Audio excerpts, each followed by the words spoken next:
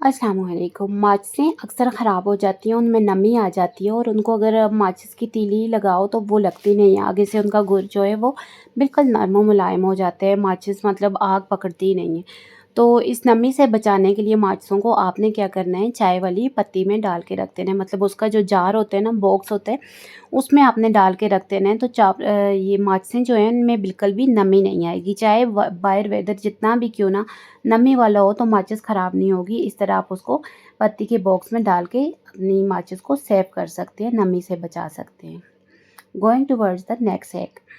अच्छा, जो आटा होता है ना, आटे में कॉर्न जो होता है, छोटे-छोटे जो कीड़े होते हैं वो बहुत जल्दी आ जाते हैं। मतलब आटे को ख़राब कर देते हैं। ये तो आटे में वो आया हुआ है ना आजकल तो सावन का जो महीना जो होता है, नमी वाला जो महीना होता है, उसमें बहुत जल्दी आते हैं। तो आपने अपना आटा किस तरह सेव करना है, लेट्स गो ऑन स्क्रीन। मैं आपको बताती हूँ कि आपने आटा कैसे सेव करना है। कोई भी एक नैपकिन ले लेना है। ये सिंपल मैंने एक नैपकिन ले लिया है और इसके ऊपर अब मैं डालूँगी चावल। सिंपल कोई भी चावल डाल सकते हैं, ठीक है? इसके लिए कोई नहीं है कि ये चावल या वो चावल।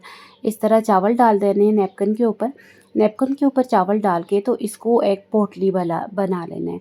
इसको आप रबर बैंड से भी सिक्योर कर सकते हैं या इस तरह अच्छा करके फ़ोल्ड कर दें, इस तरह भी सिक्योर कर सकते हैं।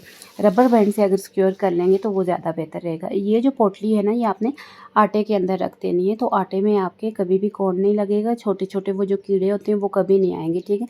कोशिश करें कि जब आटा डालने लगते हैं ना तो बाल्टी में सबसे नीचे रख दिया करें, तो उस तरह ये बहुत सिक्योर रहता है। Thanks you for watching. Like, subscribe and share my YouTube channel. अल्लाह हाफ़िज़।